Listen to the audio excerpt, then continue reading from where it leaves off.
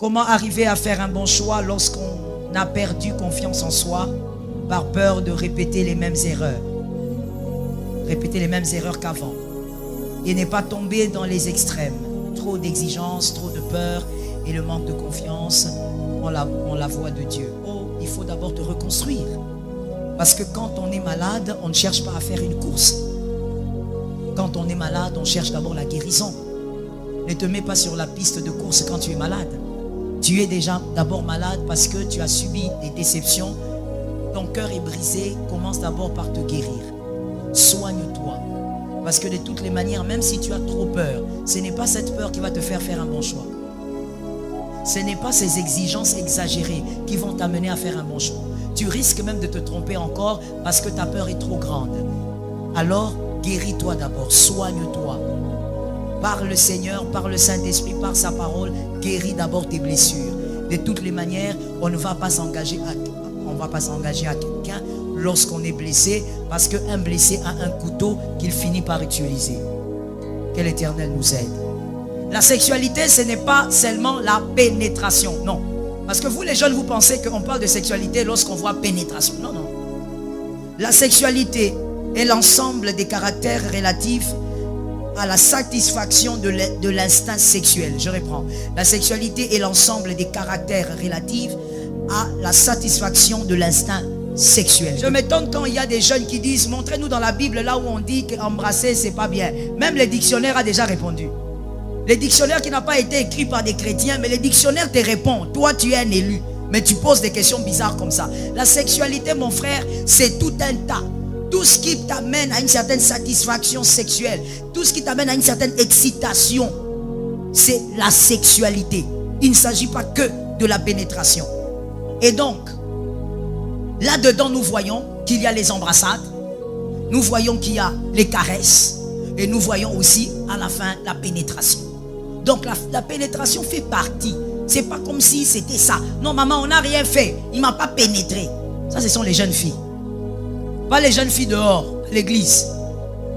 Pourquoi tu me regardes comme ça? Tu crois que tu vas m'intimider? J'ai déjà vu plus robuste que toi. Non, maman, on n'a rien fait. On était juste en train de nous embrasser. C'est la sexualité. D'accord, comme on ne se comprend pas, on va se comprendre maintenant et tout de suite. Frère, viens. Papa, viens un peu avec vivacité. Regarde là-bas, regarde là-bas. Maman, viens. Mets-toi à côté du frère. On ne sait pas si c'est prophétique, mais mettez-vous quand même. Je n'ai rien dit. Papa, approchez-vous comme ça. Bon, maintenant regardez-vous. Saluez-vous selon la salutation du Corona. Ok. Merci. Embrassez-vous. Non, oh, non. Non, non, non. J'ai dit embrassade. L'embrassade que vous faites sous les arbres là. Embrassez-vous. C'est pas possible, hein? Pourquoi? Mais moi je ne comprends pas. N'est-ce pas vous les jeunes qui dites que s'embrasser c'est rien? C'est juste que bon, c'est manifester de l'affinité. Mais comme on peut s'embrasser et que ce n'est pas grave, c'est comme un bonjour. Je dis, embrassez-vous. Ce n'est pas possible. Je vous pose la question, c'est possible? Rentrez. Voilà pourquoi moi j'ai l'habitude de dire aux sœurs, n'épouse pas un frère qui vient à l'église. Épouse un enfant de Dieu. Ça tombe sur les sœurs qui sont là. Recevez ça. C'est la même chose avec les frères. Oh non, la sœur là, je la vois, elle a une jupe qui descend comme ça, comme Marie de Magdala. On n'épouse pas une sœur qui vient à l'église. On n'épouse pas une choriste.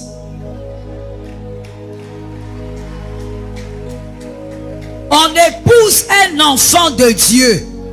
Un enfant de Dieu, même quand elle monte dans la colère, son mari lui dit, est-ce que tu penses que Dieu est d'accord avec? Elle descend. Elle sait que Dieu c'est le dernier recours.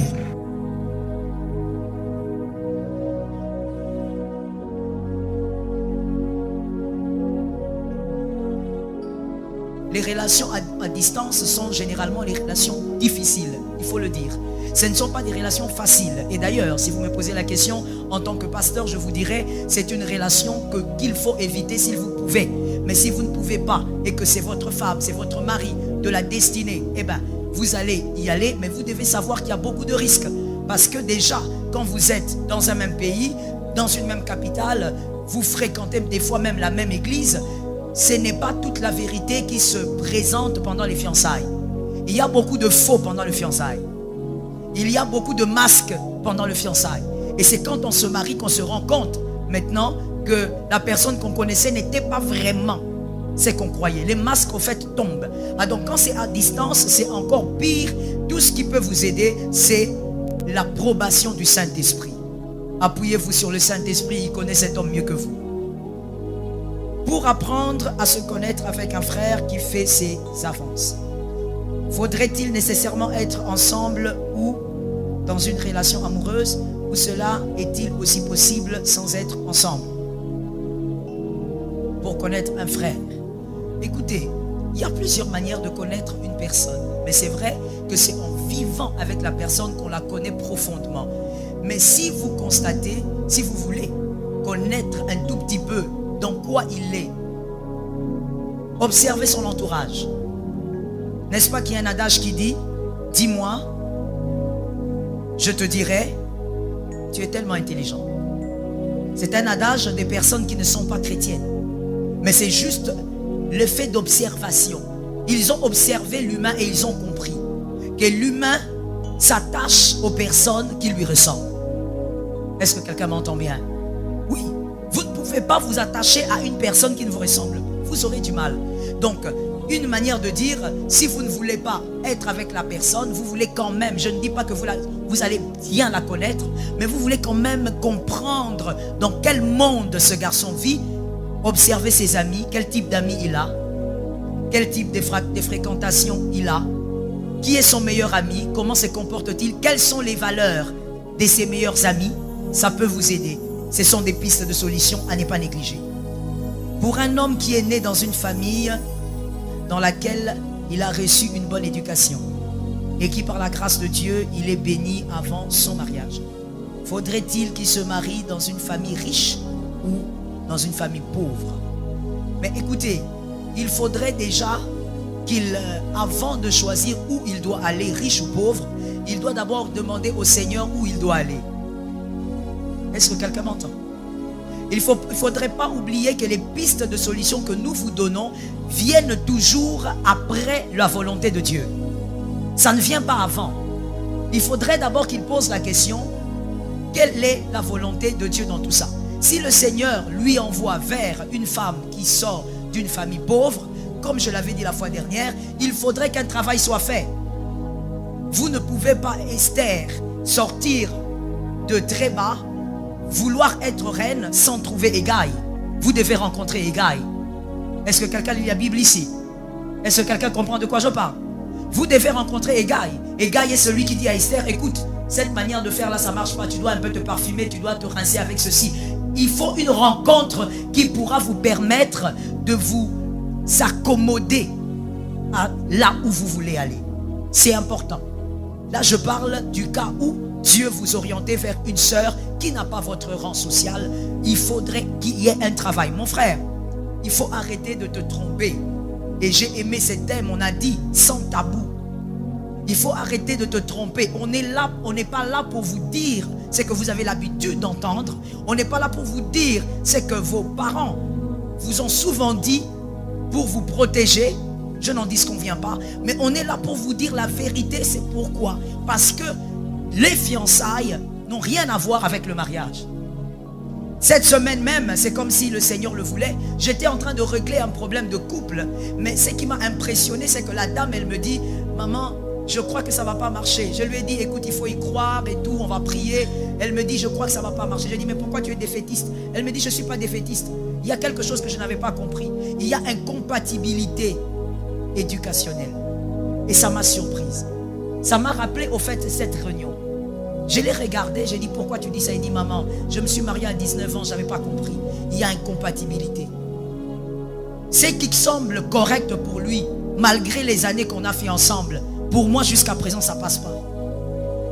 Et aujourd'hui, il m'humilie devant les enfants. Il me traite de tous les maux devant les enfants. Et l'aîné a déjà 15 ans, c'est une fille. Et les enfants ont l'âge de comprendre, mais il m'humilie. Il veut faire croire aux enfants que c'est que moi je présente est mal. Mais dans tout ça, mon frère, quand tu écoutes cette sœur, il n'y a pas un problème d'impudicité, il n'y a pas un problème d'adultère, il y a un problème éducationnel. Quand l'écart est trop grand, il faut essayer de ramener. Et la fois dernière, j'avais même dit, si tu sens que c'est la femme de ta destinée, il faut permettre à des gens de s'occuper d'elle, qu'on l'équipe. Si c'est un homme, c'est la même chose. Pour essayer de vous amener sous la même longueur d'onde. C'est important. Que Jésus nous aide. J'aimerais savoir, lorsque tu épouses une fille qui vient de la même famille que toi, c'est-à-dire Ali et Foreman, qu'est-ce qui va se passer? Mais j'avais déjà dit ce qui va se passer. Vous allez massacrer les chaises, vous allez massacrer la télé, vous allez tout massacrer.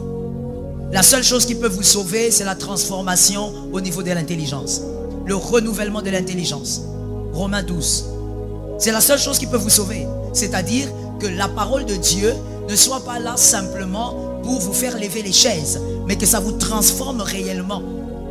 C'est ça l'issue des sorties. Si vous n'arrivez pas à être transformé par la parole, eh bien, vous n'allez pas seulement briser les chaises, mais vous allez aussi fabriquer des petits Ali. Je n'ai pas entendu. Des petits Ali? Exactly. Je me retrouve devant deux filles. Ah bon? Félicitations, monsieur. Tu es un bon dragueur. Je me retrouve devant deux filles. L'une est issue d'une famille financièrement équilibrée et l'autre non. Je remarque que la fille de la bonne famille ne sait pas bien gérer financièrement la maison. Vous voulez parler des finances de la maison? Mais l'autre gère bien malgré sa provenance. Dois-je épouser celle qui est issue d'une même famille comme moi, seulement pour éviter certains problèmes et s'en tirant d'autres plus graves? Écoute mon frère. Ah, les célibataires. Que quelqu'un me dise les célibataires sont des aventuriers. Vous êtes des aventuriers. Je vous dis pourquoi. Écoute, voici la fille qui sort d'une famille aisée, l'autre d'une famille modeste. On va dire ça comme ça. Et donc, il dit que celle qui sort d'une famille modeste, il a remarqué qu'elle arrive bien à gérer l'argent. Mais celle qui sort d'une famille aisée, elle est dépensière. Elle ne sait pas comment gérer l'argent. Est-ce qu'il faut épouser celle-ci? Est-ce qu'il faut seulement épouser celle qui sort d'une famille aisée parce qu'elle a la même éducation que moi? Moi, j'ai vu que celle-là, elle sait gérer. Mon frère, la qualité que tu vois ici, tu as vu la qualité, mais tu n'as pas vu les défauts. Ici aussi, tu as vu un défaut, mais tu n'as pas vu des qualités. On ne choisit pas comme ça. Est-ce que quelqu'un m'entend? On ne choisit jamais par comparaison. Mon frère, tu as deux copines? Parce que là, tu as mis seulement ça au propre. Hein? En réalité, on dirait que tu as deux copines. Tu es dans le péché. Je dis, on ne choisit jamais un homme ou une femme en comparaison d'eux. Tu feras forcément un mauvais choix. Voilà pourquoi on ne choisit pas aussi une fille ou un garçon quand on sort fraîchement d'une déception amoureuse. Parce que tu auras tendance à choisir le contraire de ce qui t'a déçu. Et tu vas faire un mauvais choix. C'est comme ça que vous voyez les filles quand elles sortent de déception amoureuse. Elle était avec un gars qui mesurait 1m70. Elle va chercher maintenant 2 mètres. On pense que si on prend le contraire, c'est que c'est bon. Non, mon frère. Ne choisis jamais en comparaison. Choisis par rapport à tes critères et par rapport à ce que Dieu t'a dit. Est-ce que quelqu'un m'entend? Et n'oublie jamais que peu importe les qualités que tu trouveras chez la fille que tu veux épouser dans l'intercession, peu importe les qualités, elle a aussi des défauts. J'ai l'habitude de dire, vous n'épousez pas l'ange Gabriel. Vous épouserez, même si tu dis cet homme-là, maman, il m'aime, cet homme, il a des qualités. Oui, il a des qualités parce que tu veux voir les qualités. Parce que quand tu commences à voir les qualités, en réalité, tu fermes tes yeux vers, très bien, vers les défauts. N'oublie pas que la personne que tu choisiras là, avec ses bons côtés, elle a aussi ses défauts. tu as aussi tes défauts. Alors qu'est-ce qu'on fait? On entre ensemble, des personnes imparfaites, et on essaye de... On essaye de... Non, on essaye de... On essaye de quoi? Pas s'entraider, maman. On essaye de...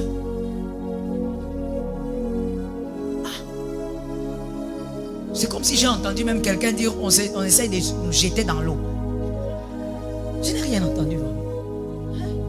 On essaye de nous organiser pour que nous puissions marcher ensemble. Les personnes mariées qui font 20 ans, 30 ans, en train de sourire et de vieillir ensemble, ces personnes, ce ne sont pas des personnes qui n'ont jamais des problèmes. Il n'y a pas de couple qui n'a pas de problème. Mais seulement il y a des couples matures et immatures. Les couples matures, ce sont ceux qui ont beaucoup de problèmes et qui ont la capacité de gérer les problèmes. Est-ce que quelqu'un m'entend? Il ne faut pas te dire, ah, vous voyez comme on les voit sourire comme ça. Ils n'ont jamais des problèmes. Non, ils ne se disputent jamais. Mon frère, ils se disputent. Ils se disputent malgré l'onction là. Mais la différence c'est quoi? C'est qu'on ne se dispute pas comme des païens. On se met, on parle, pas comme Ali et Foreman. Et quand on sent que ça bloque, on dit, tout le monde se soumet. Tout le monde se soumet. Voilà pourquoi moi j'ai l'habitude de dire aux sœurs, n'épouse pas un frère qui vient à l'église. Épouse un enfant de Dieu. Ça tombe sur les sœurs qui sont là. Recevez ça. C'est la même chose avec les frères. Oh non, la sœur là, je la vois, elle a une jupe qui descend comme ça, comme Marie de Magdala. On n'épouse pas une sœur qui vient à l'église. On n'épouse pas une choriste.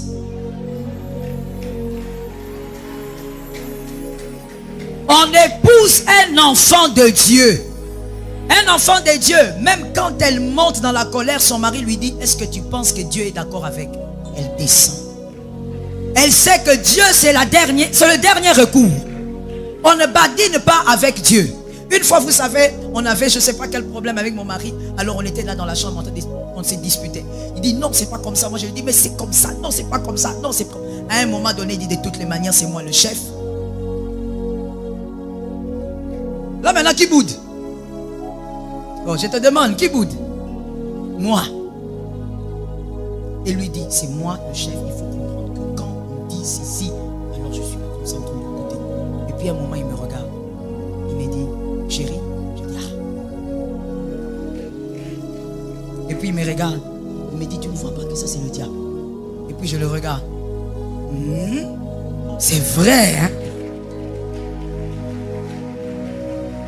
Frère, ça n'a pas pris même 2 secondes pour dire, ah non, laisse-moi là-bas. Non.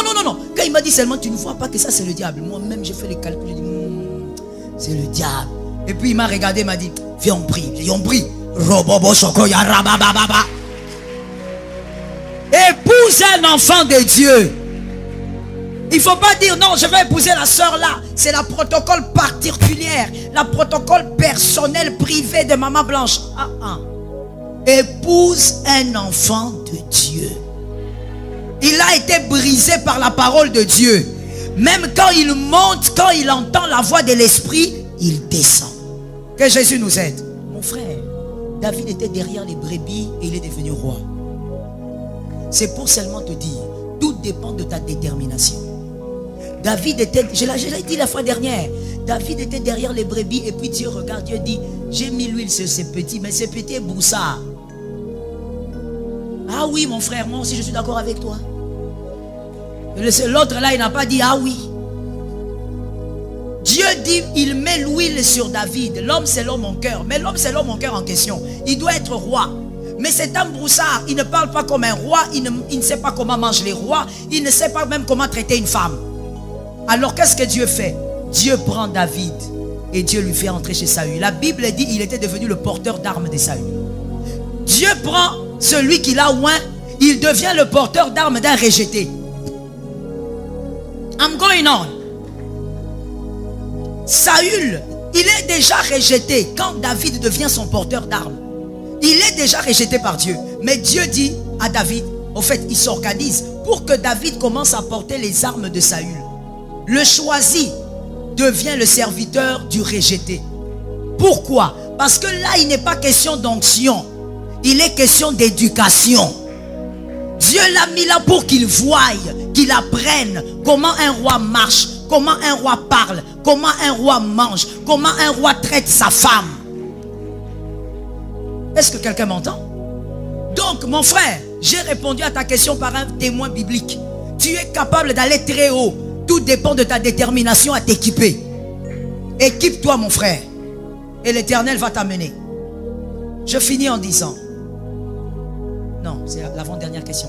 Dans le cas d'un enfant qui a vécu dans un foyer des parents divorcés et qui a reçu 2 types d'éducation, peut-on prendre le risque de s'engager avec une telle personne? Eh bien, si vous voulez épouser une personne pareille, vous devez, comme je l'ai dit, savoir que vous aurez un travail à faire sur elle, et vous devez savoir que vous aurez aussi des choses à supporter que vous n'avez pas vécues. Est-ce que quelqu'un m'entend? Vous aurez à subir dans votre foyer, parce qu'il faut se le dire, mon frère, même quand on dit qu'il faut aider cette soeur, il faut aider ce frère, tout ne s'enlève pas. Il y a des choses qui restent, que vous allez constater dans le foyer. Vous devez être préparé à ça. Vous devez être préparé à ce qu'à des moments, il y ait des sauts d'humeur un peu bizarres, et que vous devez être capable d'aider cette personne comme votre épouse, comme votre époux. Mais faites aider la personne et ça pourra aller. Et je répète encore, on ne peut pas aider celui qui ne veut pas. La personne doit vouloir. Moi, je connais une sœur qui était, parce que les fiançailles là se sont brisées. Elle était fiancée à un garçon, et le garçon avait l'habitude de lui dire, mais tu sais, écoute, je vais t'inscrire pour que tu ailles à l'institut français. Et puis la fille qui regarde, pourquoi? Il dit non, c'est juste pour améliorer ton français. Maintenant, tu veux dire quoi? Donc, c'est parce que tu penses que tu veux... Donc, si je comprends bien, c'est parce que je t'avais vu à l'église avec Monique. Je ne suis pas Monique. Mon frère, même si tu sors d'une famille aisée, comme on dit, tout le monde a des choses à apprendre. Est-ce que quelqu'un a entendu? Tout le monde a des choses à apprendre. Tu peux t'améliorer. Toi, là, tu connais le français. Mais il y a des gens ici, si je donne le micro, parle en espagnol. Est-ce que tu connais l'espagnol? Non, c'est une langue, ça s'apprend. Ton mari peut te dire, écoute, avec le monde d'aujourd'hui, c'est un monde ouvert.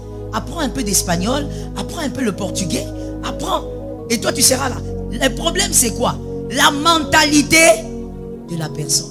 Si elle a la mentalité de l'Égypte, elle va mourir dans les déserts. Les lecteurs de la Bible ont dit Amen. C'est comme ça que ceux qui sont sortis de l'Égypte, tous sont morts à part Josué et Caleb. À cause de la mentalité. On les a sortis de l'Égypte, mais on n'a pas sorti l'Égypte en eux. Mon frère, c'est une question de mentalité. Il y a des filles, des hommes, tu veux un peu qu'ils s'améliorent dans un domaine quelconque. Pourquoi? Tu veux que je sois comme ton ex? Tu es bloqué. Toi, Dieu t'amène très haut. Ah, je veux d'ailleurs dire ça de manière brute. C'est facile à comprendre comme ça. Une poule ne peut pas...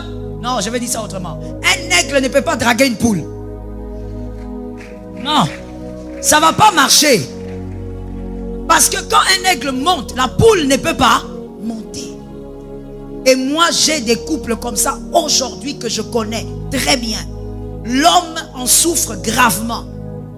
Maman, je veux que ma femme aussi apprenne. Je veux qu'elle rentre dans les études. Parce que moi, j'ai des ambitions. La femme a dit, niet, quoi? Yo linga français. J'ai promis à des gens de ne pas parler en lingala. Il y a des Camerounais qui m'ont dit, maman, quand tu parles, ne parle pas en lingala. Nous, on n'entend pas. Tu vois un peu la traduction. On dit à cette femme, étudie. L'homme a des ambitions, il a des grandes visions. Il dit à cette femme, écoute, tu es intelligente. Moi, je veux que tu aies même un master. Vas-y, étudie. La femme qui dit, pourquoi? Tu veux que je ressemble à ton ex là? Moi, je resterai comme ça. Si tu ne veux pas, tu laisses. Et là, quand elle parle, vous êtes déjà mariés. Les filles sont des aventurières. Je parle ou je laisse? Les filles sont des aventurières. Les filles là que tu vois là. Si tu as une fille à côté de toi, il faut la regarder. Hein? Les filles là, elle va te dire pendant les fiançailles. Donc c'est le genre de fille. Quand tu parles, oui. Chérie, tu sais que tu vas aussi continuer tes études. Oui. D'ailleurs, moi j'aime les études. Elle n'aime pas l'école. Dès que vous vous mariez, tous les oui là tombent dans l'eau. Elle a l'anneau. Tu parles, elle dit non. Je suis fatigué. Tu ne vois pas que j'ai déjà 2 enfants. Je vais faire quoi avec ces diplômes là? Mais maman, on a des ambitions. On doit faire des choses. Non. Mais on a des affaires. Je voudrais que tu gères mes affaires. Non. Tu n'as qu'à payer quelqu'un qui va faire ça. Attention. Soyez capable aussi d'épouser quelqu'un qui peut voir grand avec vous. Est-ce que quelqu'un m'entend? Il faut qu'il voie grand avec vous. Même s'il est à l'Odébar, mais il doit voir grand. C'est important. Je finis donc par cette question. Comment arriver à faire un bon choix lorsqu'on a perdu confiance en soi par peur de répéter les mêmes erreurs? Répéter les mêmes erreurs qu'avant. Et n'est pas tomber dans les extrêmes. Trop d'exigences, trop de peur et le manque de confiance en la voie de Dieu. Oh, il faut d'abord te reconstruire. Parce que quand on est malade, on ne cherche pas à faire une course. Quand on est malade, on cherche d'abord la guérison. Ne te mets pas sur la piste de course quand tu es malade. Tu es déjà d'abord malade parce que tu as subi des déceptions. Ton cœur est brisé. Commence d'abord par te guérir. Soigne-toi. Parce que de toutes les manières, même si tu as trop peur, ce n'est pas cette peur qui va te faire un bon choix. Ce n'est pas ces exigences exagérées qui vont t'amener à faire un bon choix. Tu risques même de te tromper encore parce que ta peur est trop grande. Alors, guéris-toi d'abord, soigne-toi. Par le Seigneur, par le Saint-Esprit, par sa parole, guéris d'abord tes blessures. De toutes les manières, on ne va pas s'engager à quelqu'un lorsqu'on est blessé, parce qu'un blessé a un couteau qu'il finit par utiliser. Que l'Éternel nous aide. Les 3 prisons sexuelles que vous impose une sexualité illégitime. Je ne pourrais parler que d'une seule prison aujourd'hui, mon frère. C'est trop vaste et par la grâce de Dieu, l'Éternel permettra que les 2 autres viennent si Jésus nous prête vie. On y va. Les 3 prisons sexuelles qui imposent une sexualité illégitime. Une sexualité légitime pour nous les élus, c'est ce qui est révélé dans Genèse 1, 28. Dans Genèse 1, 28. Et vous qui écrivez, prenez aussi Hébreux 13, 14. Hébreux 13, 14. Voilà ce que c'est pour nous les élus une sexualité légitime. Je lis dans Genèse 1, 28. Dieu les bénit. Et Dieu leur dit, soyez féconds, multipliez, remplissez la terre et l'assujettissez et dominez sur les poissons de la mer, sur les oiseaux du ciel et sur tout animal qui se meut sur la terre. Amen. Le Seigneur dit, la parole dit, Dieu les bénit. C'est-à-dire pour nous les élus, la sexualité légitime vient d'abord, se fait suivre d'abord par une bénédiction. Dieu doit vous bénir. Et aujourd'hui, la bénédiction de Dieu passe par ses serviteurs. Il n'y a pas de soyez féconds avant la bénédiction. D'abord, Dieu les bénit et ensuite Dieu dit soyez féconds. Amen. Arrêtez donc de vous féconder sous les arbres. Hébreux 13, 14. Que le mariage soit honoré de tous. On parle du mariage. Est-ce que quelqu'un a entendu mariage? Sois un peu rapide. Quelqu'un a entendu mariage? Hébreux 13, 14. Que le mariage soit honoré de tous et le lit conjugal exempt de souillure, car Dieu jugera les impudiques et les adultères. Donc, en dehors du mariage, toute sexualité, c'est l'impudicité et l'adultère. Dieu n'est pas d'accord avec. Donc, voilà, après avoir expliqué et après avoir placé les points sur les i par rapport à la sexualité légitime qui doit se passer que dans le mariage pour nous les élus, j'explique maintenant ce que c'est la sexualité. La sexualité, c'est pas la pénétration seulement. La sexualité, ce n'est pas seulement la pénétration, non. Parce que vous les jeunes, vous pensez qu'on parle de sexualité lorsqu'on voit pénétration. Non, non. La sexualité est l'ensemble des caractères relatifs à la satisfaction de l'instinct sexuel. Je reprends.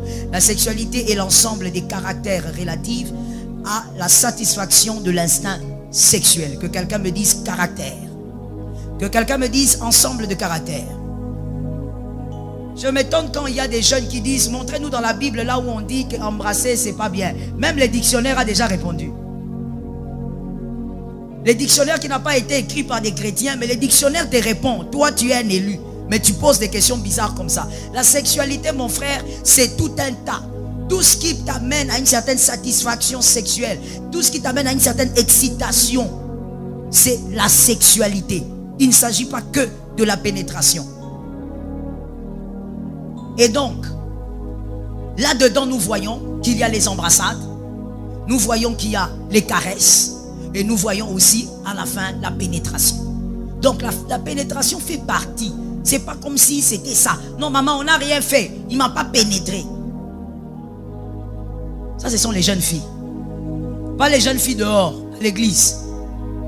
Pourquoi tu me regardes comme ça? Tu crois que tu vas m'intimider? J'ai déjà vu plus robuste que toi. Non, maman, on n'a rien fait. On était juste en train de nous embrasser. C'est la sexualité. D'accord, comme on ne se comprend pas, on va se comprendre maintenant et tout de suite. Frère, viens. Yeah. Mets-toi debout ici. Papa, viens un peu avec vivacité. Regarde là-bas, regarde là-bas. Maman, viens.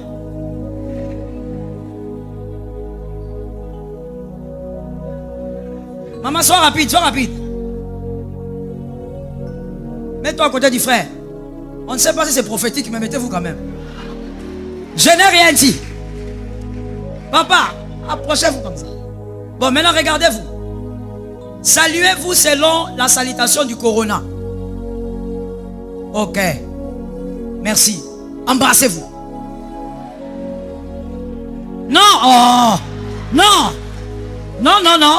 J'ai dit embrassade. L'embrassade que vous faites sous les arbres là.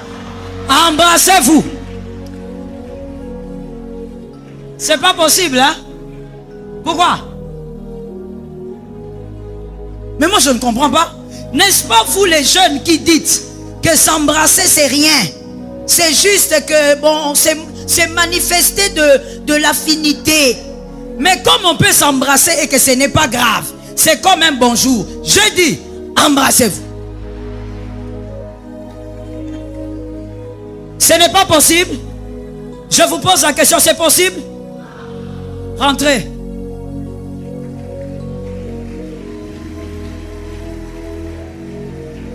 Attends.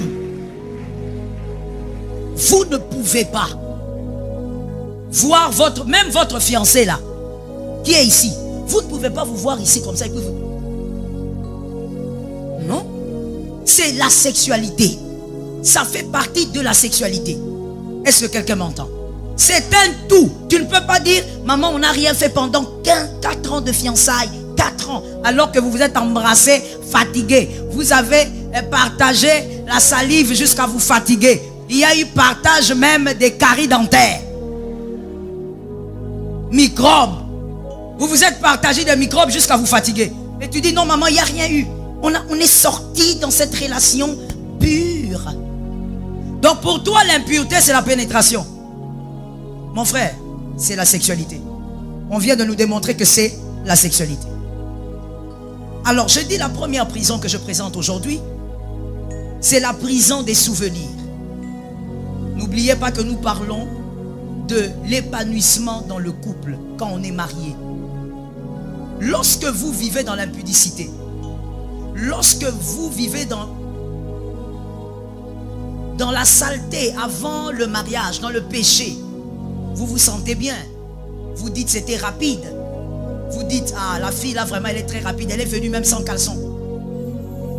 Elle a été rapide. Encore les filles d'aujourd'hui. Quand le gars t'appelle, le gars te dit viens on va se rencontrer. Tu viens déjà sans caleçon.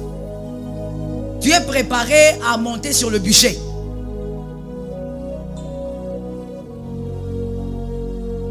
Je parle ou je laisse? Il y a une prison qu'on appelle la prison des souvenirs que cette sexualité crée en vous.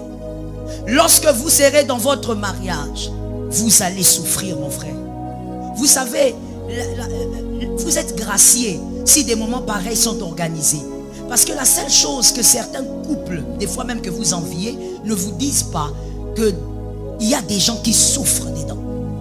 Certains qui sont chrétiens ne peuvent pas divorcer parce qu'ils ne veulent pas le scandale, mais ils souffrent amèrement. Pourquoi? Parce qu'on ne se moque pas de Dieu. On ne triche pas avec Dieu. Ce que tu as sémé va te rattraper. Ton péché t'atteindra. La prison des souvenirs. Tu vas te marier, mais il y a un problème. C'est que toi, avant de te marier, tu as fait des rencontres. Est-ce que je dois commencer par les hommes ou les femmes? Commençons par la femme. Mademoiselle, toi, tu as blagué avec Dieu. Quand le pasteur prêche ici, tu dis, bon, ce sont des prédicateurs, ils n'ont qu'à prêcher. Est-ce que quelqu'un peut vivre sans sexe? Même la science dit que c'est bien pour la santé. Ah bon? Tu vas, tu couches. Mademoiselle, toi, tu couches avec ton copain, systématiquement. Tu rencontres, malheureusement pour toi, je dis malheureusement, et tu comprendras. Malheureusement pour toi, tu rencontres un gars. Lorsqu'il te touche, il explore ton corps comme si il était là quand Jésus t'avait créé. Comme s'il était là le jour que Dieu t'avait créé. Il explore ton corps, il te touche d'une certaine manière. Tu te dis, ici c'est ma fin, c'est ma mort. Vérité, mon frère. Même s'ils ne disent pas vérité, c'est ça. Si je prêche ça, c'est parce que c'est ça. Tu rencontres un homme dans le parcours. Tu as eu 5 gars. Le dernier que tu as eu en 2019, là, tu te rappelles, non? Il te malaxe comme quelqu'un qui a étudié ta physionomie. Il t'amène au 19e ciel. Quand tu sors de ces relations sexuelles sales, pécheresses, tu as même les yeux comme quelqu'un qui est ivre. Comme si tu avais pris des narcotiques. Tu es en train de regarder les gens comme quelqu'un qui a pris le bombé. Pourquoi? Parce que cet homme t'a amené dans des dimensions extraordinaires. Tu dis non, non, non, ça vraiment. Mais malheureusement pour toi, les choses arrivent et ce n'est pas l'homme qui t'épouse. Un autre homme t'épouse. Cet homme-là maintenant, il ne sait pas te malaxer comme celui-là. Ton mari, toi dans ta tête tu te dis seulement, ça ne sera pas différent. De toutes les manières, c'est un homme, il sait comment traiter une femme. Quand tu arrives chez ce gars-là, tu épouses la clé de Volvo. Tu sais ce que c'est la clé de Volvo? Tu connais pas, mon frère? Tu connais la clé? Elle entre où? J'avance. Tu épouses la clé de Volvo. C'est-à-dire que lui, il n'a pas le temps de te toucher. Il ne connaît même pas comment on touche. C'est un brutal. Il est né dans la brutalité, grandi, brutalité. Son papa, Ali, sa maman. Quand il t'attrape, directement, pénétration. Tu restes comme ça. Et puis tu es là. Tu le regardes. Tu te dis que peut-être après un moment donné, il va essayer de toucher un peu ta poitrine, un peu. Il est déjà dans la pénétration et puis il a fini. Fais cap. Et puis il prend le mouchoir. C'était chaud, hein? Là, on parle de ton mari, hein? On ne parle pas de ton mari. On vous a déjà béni ici, donc c'est fini. Il te dit, en tout cas, oh, Dieu est bon. Il bat là. Toi, tu n'as même pas encore commencé parce que le problème c'est quoi? Attention ma soeur, nous rions mais écoutez-moi bien. Le problème c'est quoi? Les relations sexuelles que tu as eues avant le mariage modèlent même la manière dont ton corps commence à réagir à certains actes sexuels. Ça te modèle, ça te façonne. Je parlerai des hommes, je parle d'abord des femmes. Ça vous modèle. Donc quelque part, à cause de ton copain là de 2019, il avait l'habitude de te malaxer. Lui, quand il commence à te caresser, même 10 minutes. Et toi, tu prenais le temps pour monter, descendre. Les anges montent au ciel, toi tu montes en enfer. Et tu descends aussi dans les abîmes, mon frère. Et donc, tu es habitué à un rythme. Mais dans le mariage, le lieu, maintenant le cadre, là où tu dois jouir de la sexualité, tu épouses la clé du camion Volvo. Lui ne connaît pas ces histoires de caresses là. Il ne connaît pas. Lui, quand il vient, écartement. Direct. Et tu deviens malheureuse. Au début, tu ne vas pas penser au passé. tu vas te dire, ah, peut-être qu'on va parler, ça va changer. En parlant, je vais lui faire comprendre. Mais je vais aussi te dire une chose, ma soeur. Tu vois, quand on se marie, il n'est pas facile. Je vais d'ailleurs peut-être vous scandaliser. Et là, je le dis en tant que pasteur, en train de consulter des couples de tout genre et de toute race. Je vous dis ceci, sur 100%, il y a 10% de couples qui arrivent à parler de leur sexualité. Je dis combien de pourcents? Combien de pourcents restent? Qui font quoi? Ils n'en parlent pas. L'autre est frustré, ça reste dans le cœur. C'était bien, surtout les femmes. Oui. Tu dis oui, mais après ça dans la maison, tu commences à casser les verres. Tu deviens nerveuse. Pourquoi? Parce que bien aimé, comme l'apôtre Paul dit, c'est un dû pour une femme mariée, pour un homme marié, c'est son dû. Il doit en jouir. Mais toi, tu n'arrives pas parce que tu as épousé la clé du camion Volvo. Et maintenant, au départ, tu vas pas penser à ça. Mais au fur et à mesure les jours passent, tu remarques que le gars, il ne change pas. C'est son rythme. Lui ne connaît pas comment on touche une femme.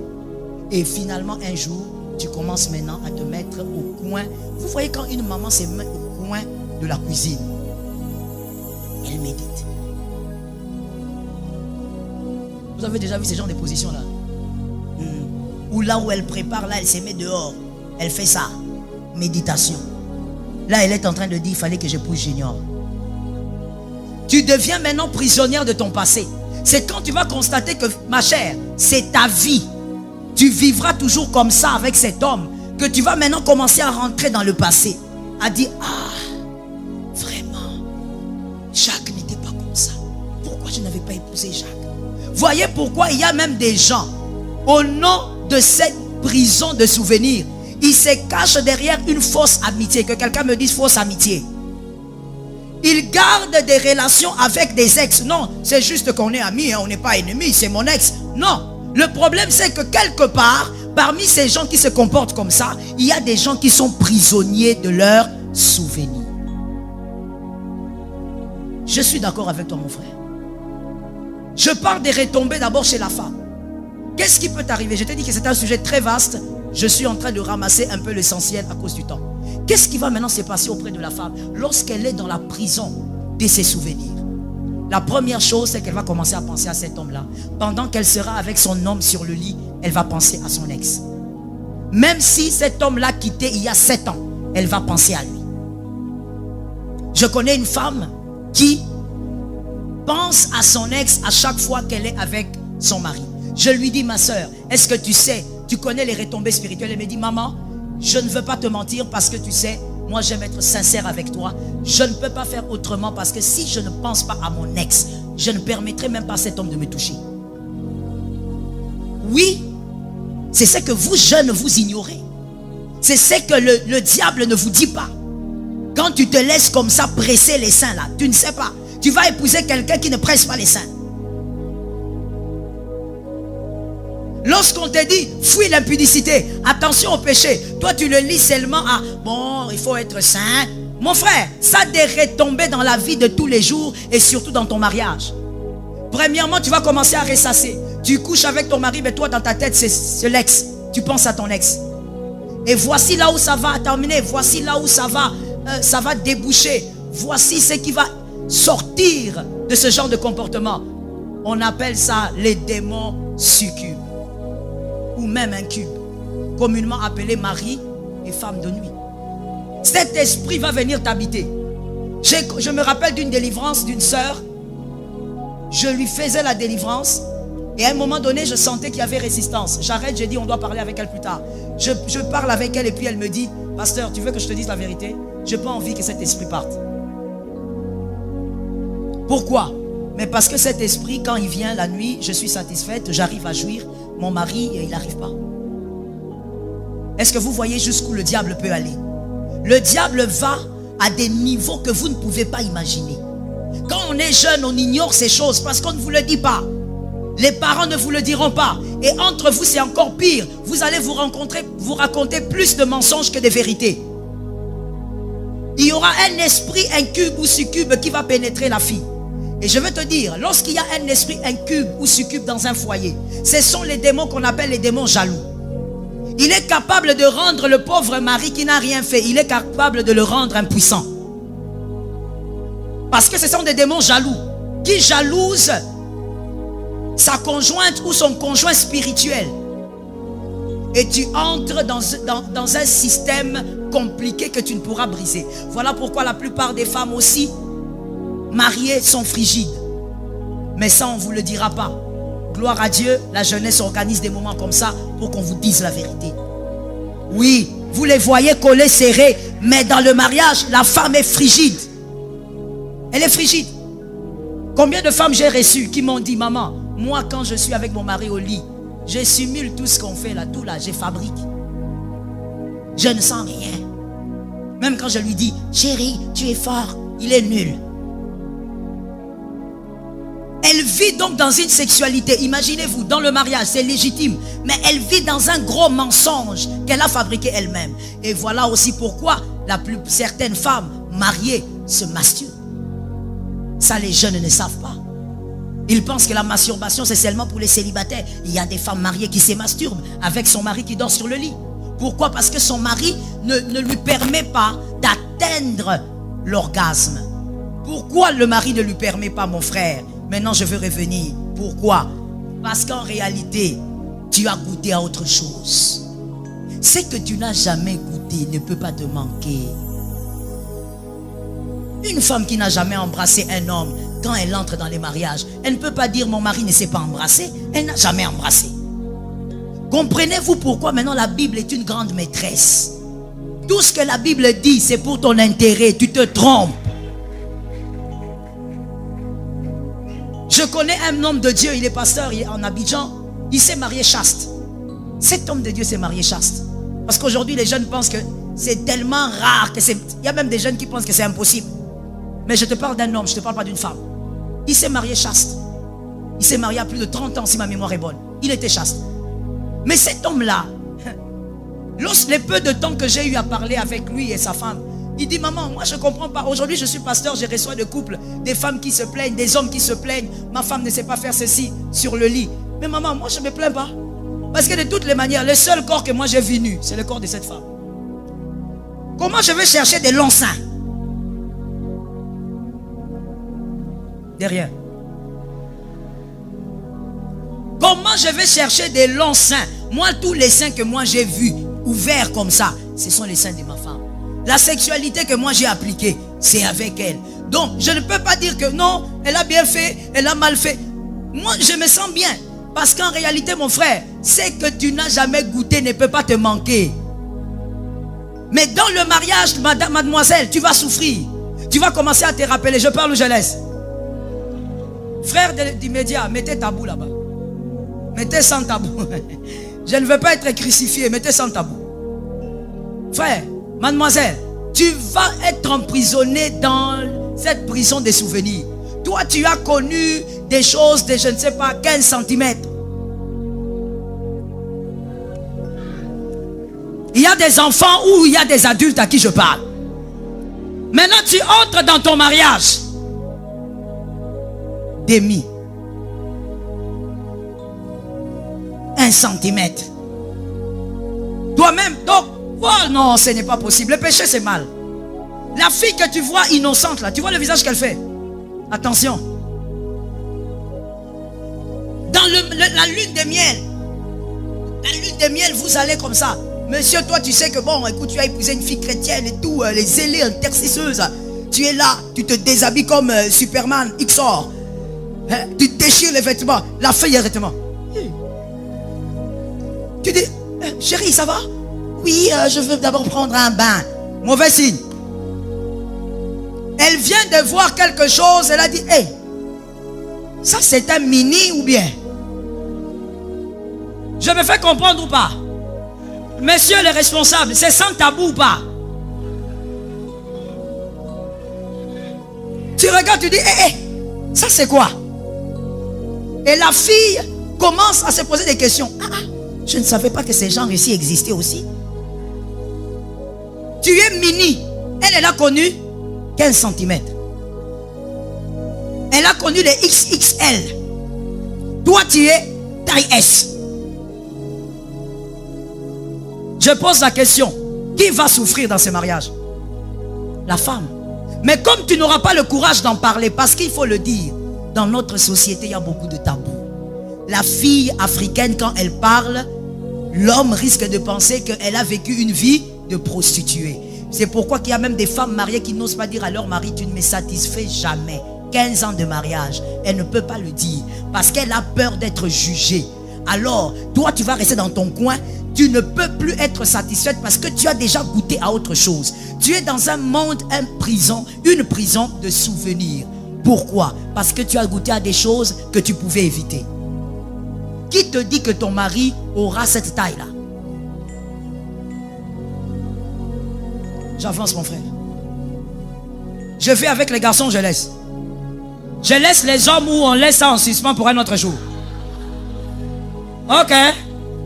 Les hommes, écoutez-moi bien. Serrez la ceinture. Je dis ceci aux garçons. Messieurs, la prison des souvenirs est une prison réelle. Et beaucoup en souffrent, sauf qu'ils ne vous le disent pas. Ils viennent bien habillés dans l'église et ils se font passer pour des couples modèles. Mais beaucoup souffrent en parlant en langue. Monsieur, le célibataire, tu es allé avec des filles et puis tu te fais appeler Djogo. Tu dis non, moi je suis Djogo. Moi je suis sorti avec une fille claire, une fille noire, une fille ceci. Tu es en train de les citer, ton répertoire il est fourni. Ah bon? Dieu va te rattraper. Parce que je donne un exemple.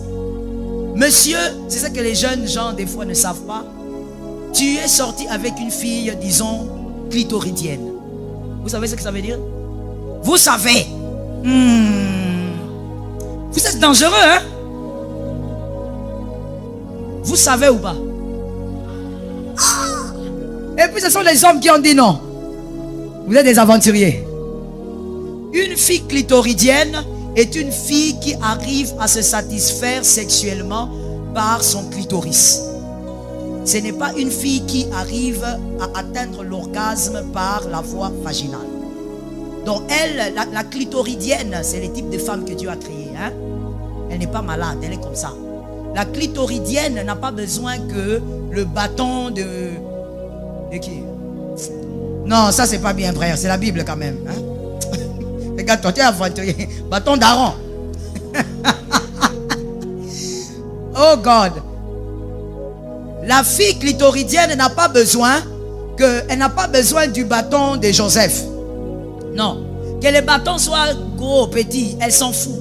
Elle n'est pas une fille qui atteint l'orgasme par la pénétration. Donc le bâton là, ça peut être seulement une formalité.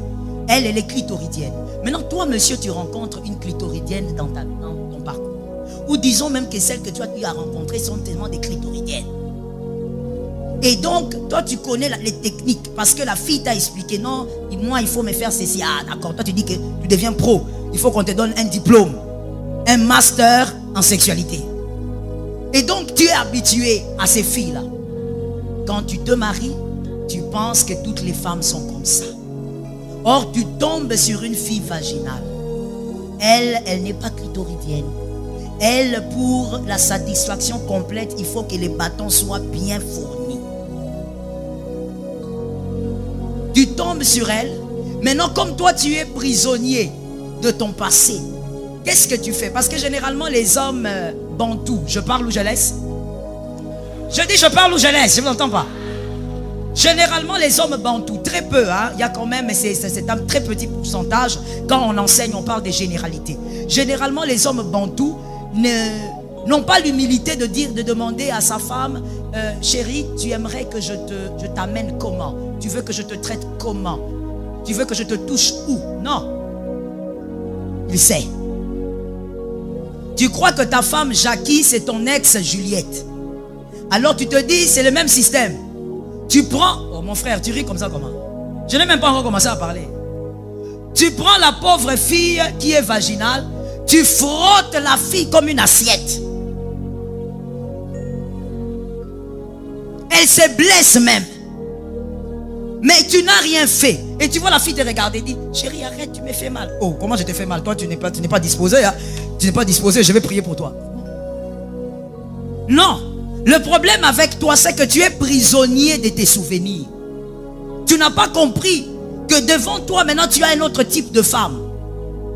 Et comme tu es habitué avec la clitoridienne, ce que tu sais là, n'était pas un problème. Mais avec ta femme, elle est vaginale. Maintenant, le problème, c'est quoi? Comme ta femme est vaginale, toi, maintenant, tu as un mini. Et ça ne passe pas. Tu commences à te sentir frustré. Parce que généralement, dans la sexualité, lorsque ça ne marche pas dans le mariage, celui qui est le plus frustré, c'est l'homme. Est-ce qu'on s'entend? Parce que dans les cas généraux, les hommes sont plus sexuels que les femmes. En dehors des exceptions. Donc, le premier à être lésé, ça sera l'homme. Tu vas réaliser que tu ne t'es pas bien senti comme avec Juliette. Au début, tu vas te dire, bon, c'est le début, je vais lui laisser le temps, on doit s'accommoder. Mais après 1 année, 2 ans, et que tu sens que ça ne marche toujours pas, mon frère, tu risques de recourir à certaines choses. Certains hommes, malheureusement, je ne parle pas des païens, je parle des chrétiens, malheureusement. Certains hommes sont devenus adultères à cause de ça. D'autres sont rentrés vers l'ex. La prison des souvenirs. Ça va commencer à trotter en toi. D'autres sont tombés dans la masturbation, étant mariés. Quand il se lave, sa femme pense qu'il prend la douche, or il fait autre chose. Parce que la femme qu'il a à la maison, ça ne correspond pas. Ça ne correspond pas à quoi? Ça ne veut pas dire qu'ils ne peuvent pas avoir une bonne sexualité. Mais ça veut dire seulement que l'un d'eux est prisonnier de ses souvenirs. Et ça rend votre sexualité chaotique. Est-ce que quelqu'un m'entend? Et ce qui est grave, c'est que dans le moment de péché, pendant que vous vous déformez dans l'impudicité, vous dites nous faisons l'amour. Vous ne faites pas l'amour. Vous êtes en train de bâtir un château de rancune. Vous êtes en train de bâtir votre destruction. Parce que ce que vous faites est en train de vous façonner. Et dans le mariage, rien ne vous garantit que vous allez trouver ce que vous avez eu à expérimenter au dehors. Et l'homme comme la femme, l'homme aussi sera en proie des démons qu'on appelle les démons succubes et incubes. L'homme aussi sera en proie de la masturbation. L'homme aussi risque d'aller toucher à une autre femme. Pourquoi? Parce que ma femme ne me satisfait pas. Comment est-ce que ta femme ne te satisfait pas? Qu'est-ce qui s'est passé pour qu'elle ne te satisfasse pas? Le problème, c'est qu'on connaît ce que c'est. Je me rappelle avec ma fille aînée, quand elle avait quoi? Elle avait peut-être 4 mois. J'avais l'habitude de lui donner toujours de l'eau. Je lui donnais que de l'eau. Un jour, je me suis dit, bon, écoute, je vais lui donner le jus d'orange. Comme ça, ça va l'aider avec l'indigestion. Je lui donne un peu de jus d'orange. Elle boit. Elle finit, elle dépose. Elle dépose son gobelet, elle me regarde. Après quelques heures, je lui amène de l'eau. Elle goûte, elle laisse. Elle me regarde dans les yeux. Je lui demande, mais qu'est-ce que tu veux? Oui, moi, hein, je donne encore de l'eau. Elle repousse. J'amène le jus, elle prend. Je vous pose la question. Elle avait 8 mois quand elle a réclamé le jus. Pourquoi avant elle n'avait jamais réclamé? Elle ne connaissait pas. Elle ne connaissait pas. Comment toi tu peux dire cette femme ne me satisfait pas? Alors tu sais comment une femme doit te satisfaire. Et ça te piège. Est-ce que quelqu'un m'entend bien? Il y a une femme qui était en train de me dire, mais maman, même si on dit ça, comment on va? Il faut quand même qu'on essaie pour ne pas être déçu. Mon frère, tu n'es pas un camion. Ma soeur, tu n'es pas une voiture où on doit t'essayer et puis on te largue. Non. Quelqu'un m'entend très bien. Attention avec cette prison. Cette prison peut vous détruire énormément. J'ai vu certains esprits rendre même stériles certaines femmes. Les démons incubes, lorsqu'ils entrent dans le couple, ils rendent même la femme stérile. Parce que ce sont des démons jaloux. Ils vous rendent la vie très difficile. Et le but, c'est le divorce. Le but, c'est de vous séparer. Attention avec ces choses. Arrêtez l'impudicité. Je reprends. Arrêtez l'impudicité. Je reprends. Arrêtez l'impudicité. Ça vous déforme. Et tu ne sais pas ce que tu vas rencontrer dedans. Et dans la plupart des cas, ce sont des déceptions. Je ne veux pas donner le deuxième aujourd'hui, comme je vous l'ai dit, à cause du temps. Par la grâce de Dieu, lorsque le Seigneur voudra, on parlera de la deuxième prison. Que Jésus vous bénisse. Je voulais juste savoir, est-ce qu'une personne qui a déjà vécu l'impudicité, est-ce que la personne peut aussi avoir la restauration de vivre heureux dans le mariage?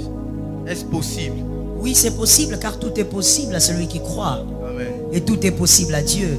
C'est possible de vivre la restauration. D'abord, vous devez vous-même être conscient que vous devez arrêter cette vie et vous devez laisser le Saint-Esprit vous restaurer, vous transformer, vous purifier.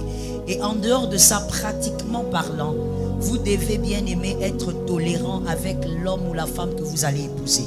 Parce que vous devez savoir, chacun a son passé. Si vous avez plus d'expérience que l'autre, vous devez donc vous accommoder à cet autre que vous épousez.